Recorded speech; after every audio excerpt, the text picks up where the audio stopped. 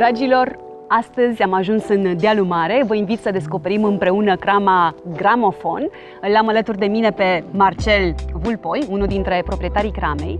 Și astăzi este și o zi specială. Știu că acest material va fi difuzat peste câteva zile, dar noi am ales să fim astăzi aici pentru că este și o ocazie deosebită, și anume o petrecere în cadrul căreia ce se sărbătorește, Marcel? Agorida Party. Și ce e Agorida? Struguri verzi. Pentru cei care... Pentru cei de acasă. Pentru cei de acasă sau poate care sunt din Maramureș, așa cum sunt eu.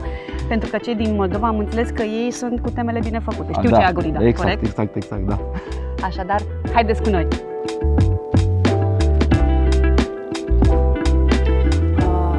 Ați găsit Agorida aici în Vie, dacă tot se sărbătorește Agorida, sau a fost cam greu? Ați cumpărat?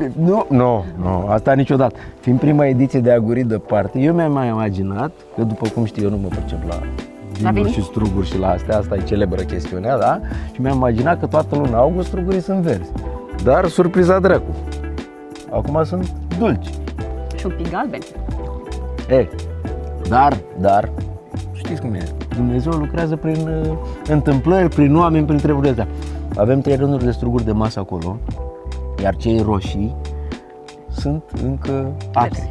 Și acre. Verzi și acri, și de acolo am cules noi acum Agorida și o să iasă o ciorbă poveste. Și chiar o să... Da? Ciorba acrită cu Agorida. Hai să descoperim strugurii. Hai să gusti tu Agorida. Hai să te văd ce față faci cu Agorida acum. Dar ciorba de la ce oră? Ciorba va fi în jurul orei 4. Mamă, dar sunt tari. Păi sacri. Așa trebuie să fie, Așa trebuie să fie. Agorida? Agorida. Din ce soi e? Ăstea sunt struguri de masă, ți-am spus, restul strugurilor de vin sunt copți, dar ăștia sunt încă... Ia.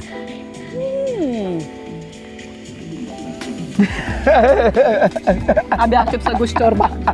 Povesteam mai devreme de vizită la cramă și nu putem să nu luăm în calcul și cazarea. Atunci când ajungi la Gramofon, unde poți să dormi peste noapte? În căsuțele din spatele nostru. Aici sunt vreo 4 și mai este una aici. Deci în 5 căsuțe în care oamenii se cazează.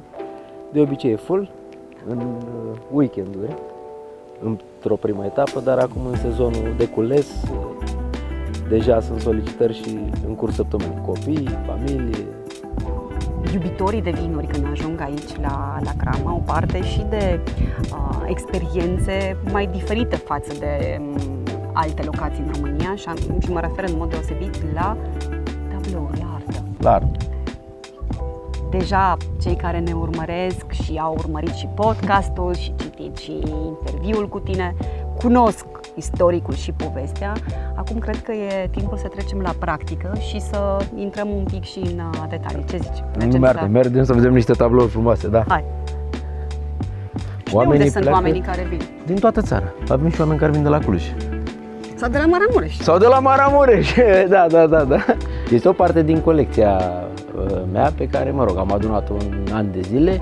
Avem teasc foarte vechi, zdrobitor foarte vechi, dopuitor, care este extrem de vechi, un cântar din lemn, majoritatea tot așa, vorbim de anii 60, 50. Butoiul, ăsta este unul dintre butoaiele foarte vechi de la cramă, basoreliefurile acestea care au 300-400 de kilograme bucata și 2 simboluri mai puțin fericite ale istoriei, un mic Lenin și celebra seceră și ciocanul. De ce aici? De ce aici?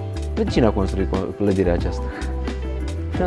E un omagiu sau un remember? Nu este omagiu, este o reamintire. Ne aflăm într-un loc unde ne reamintim de ce s-a întâmplat. Nu în sensul, nu judecăm, e bine sau e rău, nu a fost bine, e clară treaba, dar să ne reamintim totuși de ce am ajuns aici. Cum a început sau cum... Da. Și se întâmplă aici. Dar mai sunt alte obiecte. Da, înăuntru sunt... Treaba mai grea pare să fie înăuntru. Exact, treaba mai grea este înăuntru. Mergem acolo. After you. Oh, ce bine e aici! Marcel, unde ne-ai dus? Suntem în depozit? Suntem într-o sală de degustare?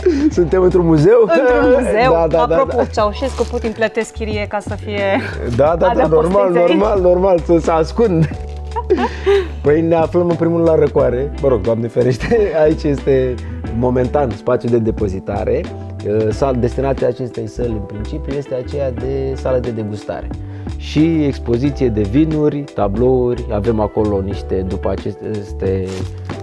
acești paleți avem rezerva cramei, în stânga acolo avem povestea etichetei Opus Fabula, în care pictorul de la primul creion pe hârtie până la eticheta în forma finală. Mai avem tablouri de Sorin Ilfoveanu, mai avem tablouri de Petre Achițeni aici și, sigur, o parte foarte controversată este partea de sus a sălii de degustare, unde avem o expoziție care se numește Cerul. Eu am cumpărat întreaga expoziție a acestui pictor și Cerul reprezintă de fapt dictatorii, esența răului. Vedeți? Care sunt? I-am menționat doar care doi. Sunt Ceaușescu, Lenin, Putin, Mao, Gaddafi și acolo este ăla mic care este capul tuturor relelor, Marx. Tare, nu? Da. Ce va fi în viitor aici? Cum o vezi ca evoluție? Vorbim foarte mult de evoluție, tot ceea ce se întâmplă. Crama, până la urmă, este o cramă nouă. Da, o cramă Cea mai mare cramă mică din Dealul Mare. Cum ai spus tu, da. Ce va fi în viitor aici, în această sală? În viitor, ce a fost și ce va fi în continuare, va fi o sală de degustare și de povestit vinurile. O sală în care lumea să stea până la ziua. Să bea 12 luni pe an, să bea, să povestească, să se uite și la niște tablouri, o să mai schimb și tablourile, o să zic, bă, ce vrei să bei? Ăla, poftim, aici, ia loc. Și va fi inclusiv și partea de mic dejun și toate celelalte. Deci am încercat să ducem tot conceptul ăsta, că nu știu dacă ți-am mai povestit în podcastul precedent, eu nu sunt neapărat mare fan al creierii artificiale a unor povești. Castelul, nu știu cum, conacul, nu știu cum. Da, și noi avem un conac, dar nu pot să zic că, domnule, nu știu ce castel. Asta este istoria cramei astea, comunistă, ne o asumăm și o facem cum ne-ar plăcea nouă să vizităm. Cam asta e. Când s-a pus prima viță de vie sau prima cărămidă în acest loc, efectiv, aici la Gramofon? 2009. Țin minte. Da, 2009. Da, Cu viteza luminii se întâmplă lucrurile aici. Da. Eu sunt împreună cu Marcel aici de 4 ani și acum încercăm să facem pași suficient de bine pentru a ajunge unde vrem noi în viitor și corect față de cei care ne vizitează, că asta este cel mai important lucru. Trebuie să fii corect și să te uiți în ochii omului la sfârșitul zilei când ai dat sticla de vin în mână sau când ai luat 10 lei pe o degustare. Cine produce vinul, efectiv? Am înțeles. Tu îl bei, îl propui și stabilești prețul. Faci ca afacerea să funcționeze. Așa. Vrei să facem de astea antreprenorial staff? Nu. Începem cu niște mesaje vocaționale, ceva frumos acum? La care tu ești foarte bună, de altfel. Mergem direct. Cine face efectiv vinul? Vinul face Gabi Lăcureanu și Marcel Pascu. Care, Marcel Pascu, astăzi? Marcel Pascu astăzi este în concediu, ca și el la crama asta, vedeți? Unii muncesc și alții stau în concediu. Dacă când o vedea Marcel asta, vezi ce mă înjură? Nu, Marcel Pascu și-a luat un concediu scurt înainte de începerea campaniei. Am întrebat acest lucru, știi de ce, Marcel? Ca să încercam să subliniez succesul unei crame și a unui business e dat de echipa foarte bună și de complementarietate. Cum vă completați voi doi? Păi noi din prima zi când ne-am asociat, ne-am împărțit task-urile. Fiecare face ceea ce se pricepe. Nici eu nu pot să vin să-i spun lui Marcel și lui Gabi, mai azi vărliți 2 mâini de drojdie. La fel nici ei nu o să vină să spună mie, hai să dăm un discount de 17% lui X. Că fiecare face ceea ce se pricepe. Mergem să vedem ce au făcut Gabi Lăcureanu și cu Marcel Pascu. Ce ai ascuns aici? Ce se întâmplă? Dezvăluim noi misterele pe parcurs. Acum o să vezi, aici mi-mi place să spun tuturor la degustare, aici este locul în care se întâmplă magia. Haide să intrăm. Avem și o cramă aici, sunt tancurile, acum sunt goale majoritatea, deci nu prea am ce să deguși din tank, dar... Ai umplut înainte, nu? Adică avem într-unul, am luat de la... Ia zic o prostie, da. Am luat niște babanu. Dar uite ce o să facem acum, Marcel o să se enerveze când o să vadă ce facem noi acum. Mergem și desfacem un butoi. Deci ai și butoaie. Am și butoaie, da, le țin ascunse așa subversiv, uite, sunt pe acolo, mai sunt în spațiu de degustare, toate butoaiele acum sunt pline și o să degustăm, cred că ești prima care degustă. Wow! Feteasca neagră 2021. Te ajut? Țin ambele pahare? No, mă descurc. Până la aproape, nu risipim nicio, dacă se tolerește, să știi dacă risipim. And it's on.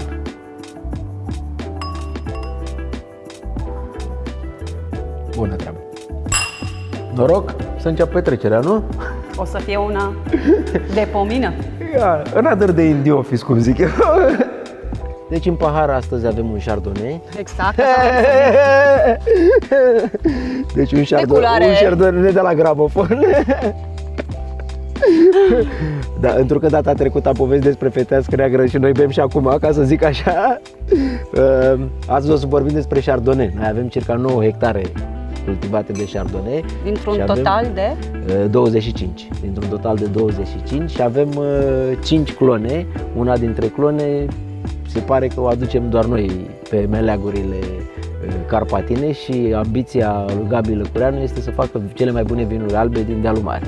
Mi se pare cam, cum să zic, grea această încercare să vorbești de un vin, de un soi cu atât de multă comprezență și în pahar să fie cu totul și cu totul altceva. No. Ai și un chardonnay în cramă să-l gustăm? Da, mă, sau... da, e o iluzie optică, de fapt, nu-i merge camera colegului tău. Avem chardonnay în pahare, uite, n-ai simțit grapefruit-ul și citrica și alea bune de care vorbiți voi mereu când dați note vinurilor. Marcel, petrecerea încă n-a început. Păi da, ba da, a început. Petrecerea începe în fix 20 de minute. Păi nu, pentru noi deja a început, având în vedere buna dispoziție, normal, atmosfera, muzica, Via, care e nerăbdătoare. Încă suntem coerenți. Încă suntem coerenți, normal. Deci, haideți să desfacem un chardonnay din gama noastră premium, Sonorum, cu vulpea, știi? Știu. Așa? Dar știi la ce mă uit? Mă uit la pahare. Să vede că chardonnay-ul e prețios pentru voi. Schimba și paharul. Păi normal, auzi ce dracu discutăm aici? Deci fii atent, trebuie să-i spui colegului că să promită că chiar dacă o să avem un epic fail așa, să nu tai la montaj, da? Mai ales că e cu dop de ceară. Și pentru cei de acasă e chiar important să capete curaj și încredere, că e mai simplu decât un dop din ăsta la alt. Ia să vedem. Și acum trebuie să iasă treaba aia cu chisofoain, am înțeles, nu? Să vezi acum drăcia drept. Chisofoain nu știam, da. Așa, ia. Ai. Da, deci după 4 ani știu să-ți fac o sticlă de vin, da? Acum să vedem cu turnatul în pahare, dracu, că la turnat nu m-am priceput niciodată.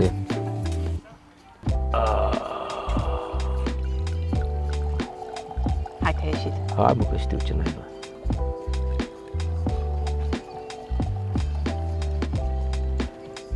Hai noroc și bine ai venit pe la noi.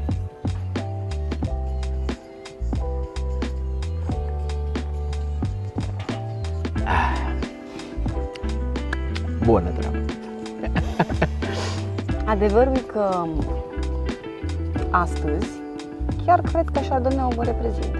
Este reprezentativ și ca personalitate, ca și caracter, ca și vibe, pe lângă foarte versatil și voios și sprinten și se și adaptează cu multă ușurință. Dar bună alegere.